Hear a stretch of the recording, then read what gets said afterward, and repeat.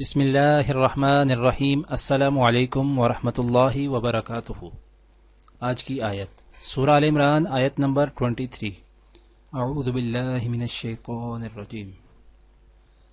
الم تر الی الذین اوتوا نصیبا من الكتاب یدعون الی کتاب اللہ لیحکم بینہم ثم یتولی فریق منهم وهم معرضون۔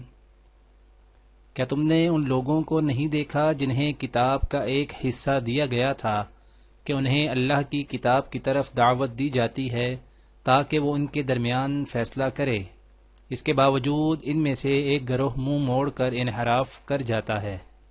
جزاک اللہ۔